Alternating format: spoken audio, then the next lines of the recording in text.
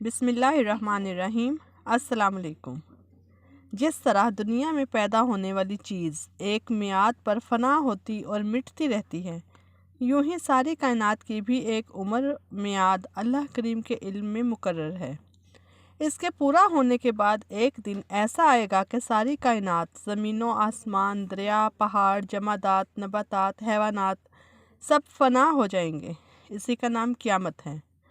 मगर जिस तरह अमूमन आदमी के मरने से पहले बीमारी की शिद्दत, मौत के सकरात, जानकुनी के आसार और नज़ा की हालतें ज़ाहिर होती हैं, इसी तरह क़यामत यानी दुनिया के फ़ना होने से पहले चंद निशानियां ज़ाहिर होंगी। उनमें से कुछ निशानियां मौजूदा दौर में भी पाई जाती हैं, जिनमें से 5 दर्ज झैल हैं। अल्लाह पाक की अता से गैब बताने वाले आखिरी नबी सल्लल्लाहु अलैहि वसल्लम ने इरशाद फरमाया, क़यामत की अलामतों में से ये है कि इल्म उठाया जाएगा और जहल का ज़हूर होगा। हकीमुल उम्मत मुफ्ती अहमद यार ख़ान नईमी रहमतुल्लाह अलैह इस हदीस पाक की शरह में फरमाते हैं, इल्म से मुराद इल्म दीन है, जहल से मुराद इल्म दीन से गफलत। आज ये अलामत शुरू हो चुकी है। दुनियावी उलूम बहुत तरक्की पर हैं, मगर उलूम तफसीर, हदीस, फ़िक़्ह बहुत कम रह गए। मुसलमानों ने इल्म दीन सीखना करीबन छोड़ दिया। ये सब कुछ इस पेश गोई का ज़हूर है। हदीस पाक में क़यामत की एक निशानी ये बयान फरमाई कि क़यामत कायम ना होगी यहाँ तक कि अरब की ज़मीन चरागाह और नहरी हो जाए।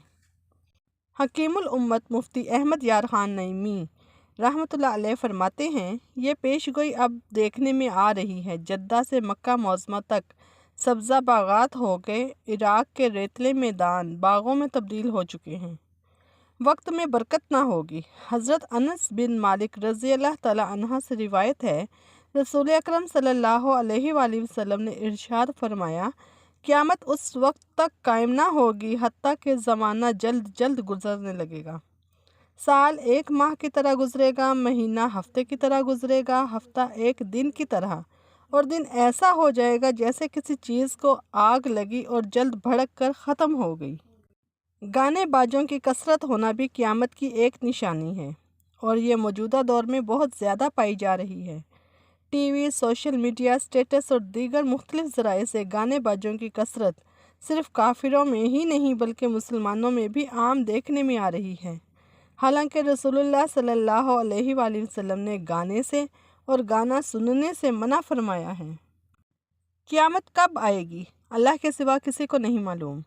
अल्लाह ताला ने कुरान में फ़रमाया, जिसका तर्जुमा इस तरह है, बेशक अल्लाह ताला ही के पास क़यामत का इल्म है, वही बारिश नाजिल फरमाता है और माँ के पेट में जो है उसे जानता है। कोई भी नहीं जानता कि कल क्या कुछ करेगा, ना किसी को ये मालूम है कि किस ज़मीन पर मरेगा। याद रखो, अल्लाह ताला ही पूरे इल्म वाला और सही खबरों वाला है। क़यामत की कुछ बड़ी निशानियाँ भी हैं, जिनमें सबसे पहली निशानी ज़हूर मेहदी है। क़यामत की अलामत कुबरा में सबसे पहली अलामत हज़रत इमाम मेहदी रज़ी अल्लाह तआला अन्हा का ज़हूर है। अहादीस मुबारका में हज़रत इमाम मेहदी रज़ी अल्लाह तआला अन्हा का ज़िक्र बड़ी तफसील से आया है कि हज़रत मेहदी रज़ी अल्लाह तआला अन्हा हज़रत सैयद फ़ातिमतुज़ ज़हरा रज़ी अल्लाह तआला अन्हा की औलाद से होंगे। नाम मुहम्मद, वालिद ग्रामी का नाम अब्दुल्ला होगा। हज़रत सल्लल्लाहु अलैहि वसल्लम से बहुत मुशाबहत होगी। पेशानी खुली और नाक बुलंद होगी। ज़मीन को अदल व इंसाफ से भर देंगे। पहले उनकी हुकूमत अरब में होगी, फिर सारी दुनिया में फैल जाएगी। 7 साल हुकूमत करेंगे। मेहदी अरबी ज़ुबान में हिदायत याफ्ता को कहते हैं। हर सहील एतकाद और बाअमल आलम दीन को मेहदी कहा जा सकता है, बल्कि हर रासिखुल अकीदा नेक मुसलमान को भी मेहदी कहा जा सकता है। हुज़ूर अकरम सल्लल्लाहु अलैहि वसल्लम ने हज़रत अमीर माविया को भी हादी और मेहदी होने की दुआ दी है। इससे भी यही लुग़वी मायनी मुराद है। यहाँ मेहदी से मुराद वो शख्स हैं जिनका ज़िक्र पहले कर चुकी हूँ। इमाम मेहदी रज़ी अल्लाह तआला अन्हा मदीना मुनव्वरा में पैदा होंगे। आखिरी ज़माने में जब मुसलमान हर तरफ से मगलूब हो जाएंगे, मुसलसल जंगें होंगी, शाम में भी ईसाइयों की हुकूमत कायम हो जाएगी। हर जगह कुफ़ार के मज़ालिम बढ़ जाएंगे। अरब में भी मुसलमानों की बाकायदा पुरशौकत हुकूमत नहीं रहेगी। خیبر کے قریب تک عیسائی پہنچ جائیں گے اور اس جگہ تک ان کی حکومت قائم ہو جائے گی۔ بچے کچے مسلمان مدینہ منورہ پہنچ جائیں گے۔ اس وقت حضرت امام مہدی رضی اللہ تعالی عنہ مدینہ منورہ میں ہوں گے۔ لوگوں کے دلوں میں یہ داعیہ پیدا ہوگا کہ اب امام مہدی کو تلاش کرنا چاہیے، ان کے ہاتھ پر بیعت کر کے ان کو امام بنا لینا چاہیے۔ اس زمانے کے لوگ، اولیاء اللہ اور ابدال سب بھی امام مہدی رضی اللہ تعالیٰ عنہ کی تلاش میں ہوں گے۔ بعض جھوٹے مہدی بھی پیدا ہو جائیں گے۔ امام اس ڈر سے کہ لوگ انہیں حاکم اور امام نہ بنا لیں، مدینہ منورہ سے مکہ معظمہ آ جائیں گے اور بیت اللہ شریف کا طواف کر رہے ہوں گے، حجر اسود اور مقام ابراہیم کے درمیان ہوں گے کہ پہچان لیے جائیں گے، اور لوگ ان کو گھیر کر ان سے حاکم اور امام ہونے کی بیعت کر لیں گے۔ اسی بیعت کے دوران ایک آواز آسمان سے آئے گی جس کو تمام لوگ جو وہاں موجود ہوں گے سنیں گے۔ وہ آواز یہ ہوگی، یہ اللہ تعالیٰ کے خلیفہ اور حاکم بنائے ہوئے امام مہدی ہیں۔ جب آپ کی بیعت کی شہرت ہوگی تو مدینہ منورہ کی فوجیں مکہ معظمہ میں جمع ہو جائیں گی۔ شام، عراق اور یمن کے اہل اللہ اور ابدال سب آپ کی خدمت میں حاضر ہوں گے اور بیعت کریں گے۔ ایک فوج حضرت امام مہدی رضی اللہ تعالیٰ عنہ سے لڑنے کے لیے آئے گی۔ جب وہ مکہ مکرمہ اور مدینہ منورہ کے درمیان ایک جنگل میں پہنچے گی اور ایک پہاڑ کے نیچے ٹھہرے گی تو سوائے 2 آدمیوں کے سب زمین میں دھنس جائیں گے۔ امام مہدی مکہ مکرمہ سے مدینہ منورہ آئیں گے، رسول اللہ صلی اللہ علیہ وآلہ وسلم کے روضہ مبارک کی زیارت کریں گے، پھر شام روانہ ہوں گے۔ دمشق پہنچ کر عیسائیوں سے ایک خون ریز جنگ ہوگی جس میں بہت سے مسلمان شہید ہو جائیں گے۔ بالآخر مسلمانوں کو فتح ہوگی۔ امام مہدی ملک کا انتظام سنبھال کر قسطنطنیہ فتح کرنے کے لیے عازم سفر ہوں گے۔ قسطنطنیہ فتح کر کے امام مہدی رضی اللہ تعالیٰ عنہ شام کے لیے روانہ ہوں گے۔ شام پہنچنے کے کچھ ہی عرصے بعد دجال نکل پڑے گا۔ دجال شام اور عراق کے درمیان میں سے نکلے گا اور گھومتا گھماتا دمشق کے قریب پہنچ جائے گا۔ فجر کی نماز کے وقت لوگ نماز کی تیاری میں مصروف ہوں گے کہ اچانک حضرت عیسیٰ علیہ السلام 2 فرشتوں کے کندھوں پر ہاتھ رکھے ہوئے آسمان سے اترتے ہوئے نظر آئیں گے۔ دجال حضرت عیسیٰ علیہ السلام کو دیکھ کر بھاگے گا۔ بالآخر باب لد پر پہنچ کر حضرت عیسیٰ علیہ السلام دجال کا کام تمام کر دیں گے۔ اس وقت روئے زمین پر کوئی کافر نہیں رہے گا، سب مسلمان ہوں گے۔ حضرت امام مہدی رضی اللہ تعالیٰ عنہ کی عمر 45، 48 یا 49 برس ہوگی کہ آپ کا انتقال ہو جائے گا۔ حضرت عیسیٰ علیہ السلام ان کی نماز جنازہ پڑھائیں گے، بیت المقدس میں انتقال ہوگا اور وہیں دفن ہوں گے۔ قیامت کی علامات کبریٰ میں سے دوسری علامت خروج دجال ہیں۔ احادیث مبارکہ میں دجال کا ذکر بڑی وضاحت سے آیا ہے۔ ہر نبی دجال کے فتنے سے اپنی امت کو ڈراتا رہا ہے۔ حضور اکرم صلی اللہ علیہ وآلہ وسلم نے اس کی نشانیاں بھی بیان فرمائی ہیں۔ دجال کا ثبوت احادیث متواترہ اور اجماع امت سے ہے۔ دجال کا لغوی معنی ہے مکار، جھوٹا، حق اور باطل کو غلط ملت کرنے والا۔ اس معنی کے اعتبار سے ہر اس شخص کو جس میں یہ اوصاف ہوں دجال کہا جا سکتا ہے۔ یہاں دجال سے ایک خاص کافر مراد ہے جس کا ذکر احادیث میں تواتر کے ساتھ موجود ہے۔ جو یہودی ہوگا، خدائی کا دعویٰ کرے گا، اس کی دونوں آنکھوں کے درمیان کاف ر لکھا ہوگا، دائیں آنکھ سے کانا ہوگا، دائیں آنکھ کی جگہ انگور کی طرح کا ابھرا ہوا دانہ ہوگا۔ زمین پر اس کا قیام 40 دن ہوگا، لیکن ان 40 دنوں میں سے پہلا دن سال کے برابر، دوسرا دن مہینے کے برابر اور تیسرا دن ہفتے کے برابر ہوگا۔ باقی دن عام دنوں کی طرح ہوں گے۔ بندوں کے امتحان کے لیے اللہ تعالیٰ اس کے ہاتھ سے مختلف خرق عادت امور اور شعبے ظاہر فرمائیں گے۔ وہ لوگوں کو قتل کر کے زندہ کرے گا، وہ آسمان کو حکم کرے گا، آسمان بارش برسائے گا، زمین کو حکم کرے گا، زمین غلہ اگائے گی، ایک ویرانے سے گزرے گا اور اسے کہے گا اپنے خزانے نکال، وہ اپنے خزانے باہر نکال لے گی، پھر وہ خزانے شہد کی مکھیوں کی طرح اس کے پیچھے پیچھے چلیں گے۔ آخر میں ایک شخص کو قتل کرے گا، پھر زندہ کرے گا۔ اس کو دوبارہ قتل کرنا چاہے گا تو نہیں کر سکے گا۔ دجال پوری زمین کا چکر لگائے گا۔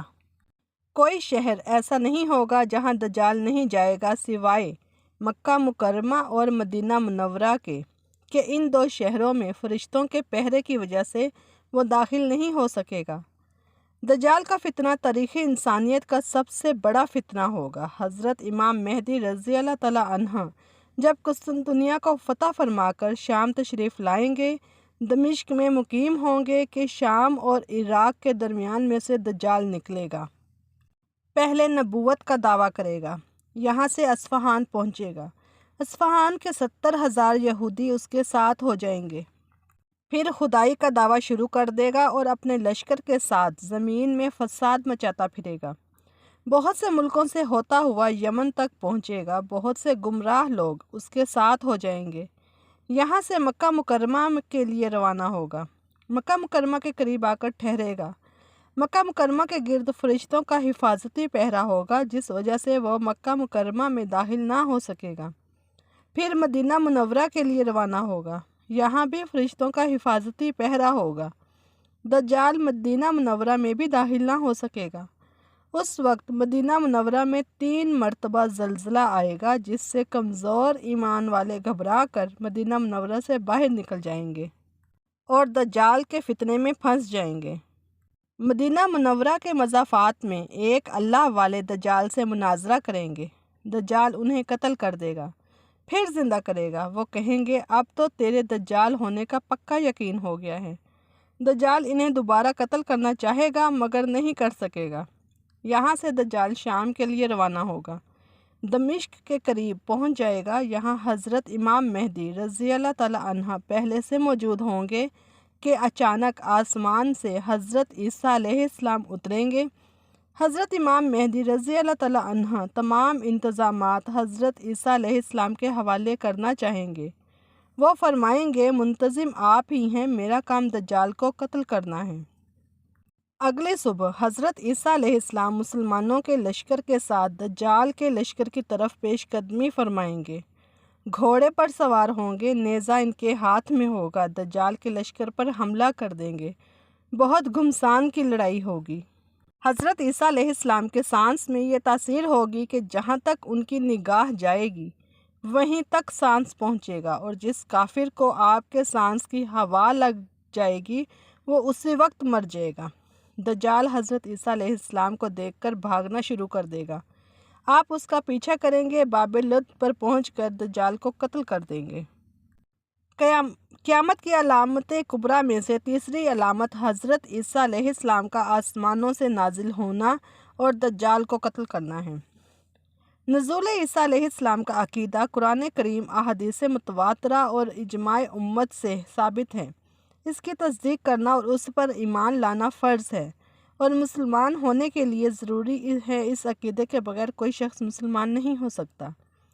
آسمانوں سے حضرت عیسیٰ علیہ السلام کے نازل ہونے کی تفصیل یہ ہے کہ جب حضرت امام مہدی رضی اللہ تعالیٰ عنہ مدینہ منورہ سے ہو کر دمشق پہنچ چکے ہوں گے اور دجال بھی مکہ مکرمہ اور مدینہ منورہ سے دھتکارا ہوا دمشق کے قریب پہنچ گیا ہوگا،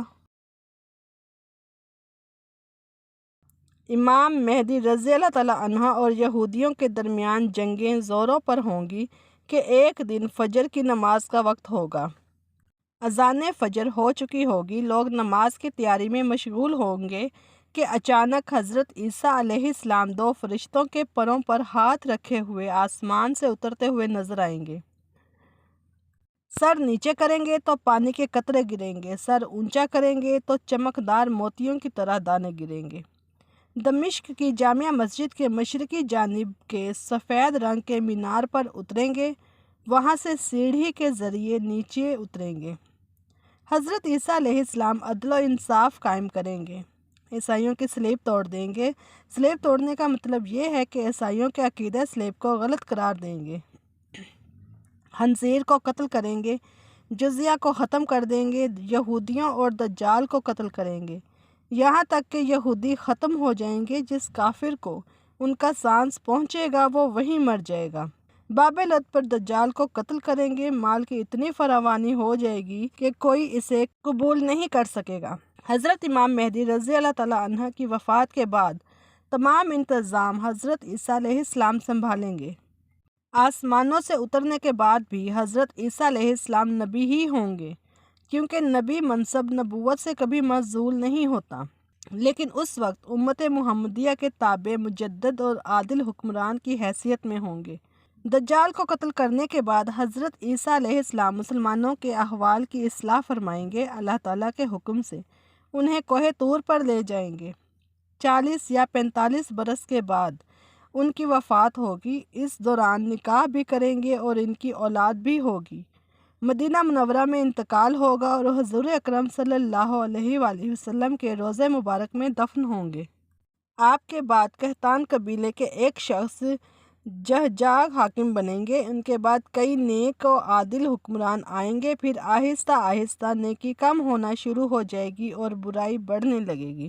امام مہدی رضی اللہ تعالیٰ عنہ کے انتقال کے بعد تمام انتظامات حضرت عیسیٰ علیہ السلام کے ہاتھ میں ہوں گے اور نہایت سکون و آرام سے زندگی بسر ہو رہی ہوگی کہ اللہ تعالیٰ حضرت عیسیٰ علیہ السلام پر وحی نازل فرمائیں گے کہ میں ایک ایسی قوم نکالنے والا ہوں جس کے ساتھ کسی کو مقابلے کی طاقت نہیں ہے۔ آپ میرے بندوں کو کوہ طور پر لے جائیں۔ اس قوم سے یاجوج ماجوج کی قوم مراد ہے۔ یاجوج ماجوج کا ذکر قرآن مجید میں بھی ہے۔ یہ قوم یافس بن نوح کی اولاد میں سے ہے۔ شمال کی طرف بحر منجمد سے آگے یہ قوم آباد ہے۔ ان کی طرف جانے والا راستہ پہاڑوں کے درمیان ہے، جس کو حضرت ذوالقرنین نے تانبا پگھلا کر لوہے کے تختے جوڑ کر بند کر دیا تھا۔ بڑی طاقتور قوم ہے۔ 2 پہاڑوں کے درمیان نہایت مستحکم آہنی دیوار کے پیچھے بند ہے۔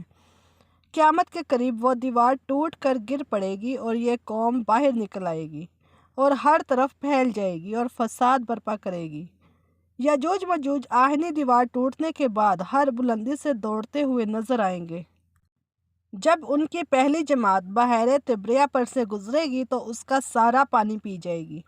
جب دوسری جماعت گزرے گی تو وہ کہے گی یہاں کبھی پانی تھا۔ یاجوج ماجوج کی وجہ سے حضرت عیسیٰ علیہ السلام اور مسلمان بڑی تکلیف میں ہوں گے۔ کھانے کی قلت کا یہ عالم ہوگا کہ بیل کا سر 100 دینار سے بھی قیمتی اور بہتر سمجھا جائے گا۔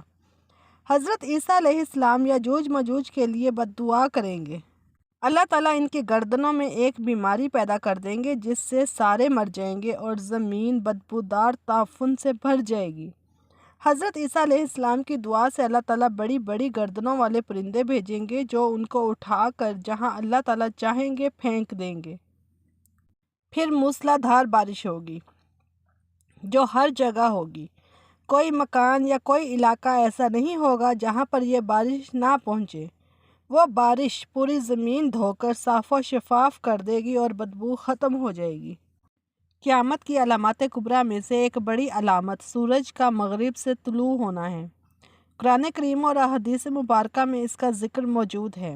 دھوئیں کے ظاہر ہونے اور زمین دھنس جانے کے واقعے کے بعد ذو الحج کے مہینے میں 10ویں ذی الحج کے بعد اچانک ایک رات بہت لمبی ہوگی کہ مسافروں کے دل گھبرا کر بے قرار ہو جائیں گے۔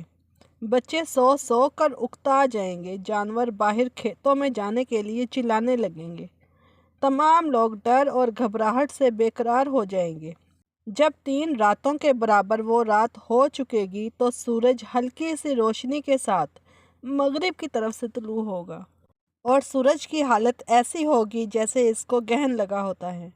اس وقت توبہ کا دروازہ بند ہو جائے گا اور کسی کا ایمان یا گناہوں سے توبہ قبول نہ ہوگی۔ سورج آہستہ آہستہ اونچا ہوتا جائے گا۔ جب اتنا اونچا ہو جائے گا جتنا دوپہر سے کچھ پہلے ہوتا ہے تو واپس مغرب کی طرف غروب ہونا شروع ہو جائے گا اور معمول کے مطابق غروب ہو جائے گا۔ پھر حسب معمول طلوع و غروب ہوتا رہے گا۔ مغرب سے سورج طلوع ہونے کے واقعے کے 120 سال بعد قیامت کے لیے سور پھونکا جائے گا۔ قیامت کی بڑی علامتوں میں سے ایک بڑی علامت دابۃ الارض کا زمین سے نکلنا ہے۔ اس کا ذکر قرآن کریم اور احادیث مبارکہ میں موجود ہے۔ مغرب سے سورج طلوع ہونے کے واقعے کے کچھ ہی روز بعد مکہ مکرمہ میں واقع پہاڑ صفا پھٹے گا اور اس سے ایک عجیب و غریب جانور نکلے گا جو لوگوں سے باتیں کرے گا اور بڑی تیزی کے ساتھ ساری زمین میں پھر جائے گا۔ اس کے پاس حضرت سلیمان علیہ السلام کی انگوٹھی اور حضرت موسیٰ علیہ السلام کا عصا ہوگا۔ ایمان والوں کی پیشانی پر حضرت موسیٰ کے عصا سے ایک نورانی لکیر کھینچ دے گا جس سے ان کا سارا چہرہ روشن ہو جائے گا، اور کافروں کی ناک یا گردن پر حضرت سلیمان کی انگوٹھی سے سیاہ مہر لگا دے گا جس سے اس کا سارا چہرہ میلا ہو جائے گا۔ لوگوں کے مجمع میں ایمان والوں کو کہے گا یہ ایماندار ہے، اور کافر کے بارے میں کہے گا کہ یہ کافر ہے۔ اس کے بعد وہ غائب ہو جائے گا۔ جانور والے واقعے کے کچھ ہی روز بعد جنوب کی طرف سے ایک ٹھنڈی اور نہایت فرحت بخش ہوا چلے گی جس سے تمام مسلمانوں کی بغل میں کچھ نکل آئے گا جس سے وہ سب مر جائیں گے، حتیٰ کہ اگر کوئی مسلمان کسی غار میں چھپا ہوا ہوگا اس کو بھی یہ ہوا پہنچے گی اور وہ وہیں مر جائے گا۔ اب روئے زمین پر کوئی مسلمان نہیں ہوگا، سب کافر ہوں گے اور شرار الناس یعنی برے لوگ رہ جائیں گے۔ جب سارے مسلمان مر جائیں گے اور روئے زمین پر صرف کافر رہ جائیں گے، اس وقت ساری دنیا میں حبشیوں کا غلبہ ہو جائے گا اور انہی کی حکومت ہوگی۔ قرآن کریم دلوں اور کاغذوں سے اٹھا لیا جائے گا، حج بند ہو جائے گا، دلوں سے خوف خدا اور شرم و حیا بالکل اٹھ جائے گی۔ لوگ سرعام بے حیائی کریں گے، بیت اللہ شریف کو شہید کر دیا جائے گا۔ حبشہ کا رہنے والا چھوٹی پنڈلیوں والا ایک شخص بیت اللہ شریف کو گرائے گا۔ قیامت کی علامات کبریٰ میں سے آخری علامت آگ کا نکلنا ہے۔ قیامت کا سور پھونکے جانے سے پہلے زمین پر بت پرستی اور کفر پھیل جائے گا۔ اللہ تعالیٰ کی طرف سے لوگوں کے شام میں جمع ہونے کے اسباب پیدا ہوں گے۔ شام میں حالات اچھے ہوں گے، لوگ وہاں کا رخ کریں گے۔ پھر یمن سے ایک آگ نکلے گی جو لوگوں کو ارض محشر یعنی شام کی طرف ہانکے گی۔ جب سب لوگ ملک شام میں پہنچ جائیں گے تو یہ آگ غائب ہو جائے گی۔ اس کے بعد عیش و آرام کا زمانہ آئے گا، لوگ مزے سے زندگی بسر کر رہے ہوں گے۔ کچھ عرصہ اسی حالت میں گزرے گا کہ اچانک قیامت قائم ہو جائے گی۔ ان تمام علامات کے واقع ہو جانے کے بعد عیش و آرام کا زمانہ آئے گا۔ محرم کی 10 تاریخ اور جمعے کا دن ہوگا۔ لوگ اپنے اپنے کاموں میں لگے ہوں گے کہ اچانک قیامت قائم ہو جائے گی۔ 2 آدمیوں نے کپڑا پھیلا رکھا ہوگا، اس کو سمیٹ نہ سکیں گے اور نہ ہی خرید و فروخت کر سکیں گے کہ قیامت قائم ہو جائے گی۔ ایک شخص اپنی اونٹنی کا دودھ لے کر جائے گا اور اسے پی نہیں سکے گا کہ قیامت قائم ہو جائے گی۔ ایک شخص اپنے پانی والے حوض کی مرمت کر رہا ہوگا اور اس سے پانی نہیں پی سکے گا کہ قیامت قائم ہو جائے گی۔ ایک شخص نے نوالا منہ کی طرف اٹھایا ہوگا، اسے منہ میں ڈال نہیں سکے گا کہ قیامت قائم ہو جائے گی۔ قیامت حضرت اسرافیل کے سور پھونکنے سے برپا ہوگی، جس کی آواز پہلے ہلکی اور پھر اس قدر ہیبت ناک ہوگی کہ اس سے سب جاندار مر جائیں گے، زمین و آسمان پھٹ جائیں گے، ہر چیز ٹوٹ پھوٹ کر فنا ہو جائے گی۔ 40 سال بعد دوبارہ حضرت اسرافیل سور پھونکیں گے جس سے سب زندہ ہو کر میدان محشر میں جمع ہونا شروع ہو جائیں گے۔ قیامت کب آئے گی اس کے متعلق اللہ تعالیٰ نے قرآن میں ایک جگہ پر ارشاد فرمایا جس کا ترجمہ کچھ اس طرح سے ہے: یہ لوگ آپ سے قیامت کے متعلق سوال کرتے ہیں کہ اس کا وقوع کب ہوگا۔ آپ فرما دیجئے کہ اس کا علم صرف میرے رب ہی کے پاس ہے، اس کے پاس اس کو اللہ کے سوا کوئی اور ظاہر نہ کرے گا۔ وہ آسمانوں اور زمین میں بڑا بھاری حادثہ ہوگا، وہ تم پر محض اچانک آ پڑے گی۔ وہ آپ سے اس طرح پوچھتے ہیں جیسے گویا آپ اس کی تحقیقات کر چکے ہیں۔ ایک بار رسول اللہ صلی اللہ علیہ وآلہ وسلم کے پاس حضرت جبرائیل علیہ السلام تشریف لائے اور آپ صلی اللہ علیہ وآلہ وسلم سے قیامت کا وقت پوچھا تو آپ صلی اللہ علیہ وآلہ وسلم نے جواب دیا کہ پوچھنے والے سے جواب دینے والا زیادہ نہیں جانتا۔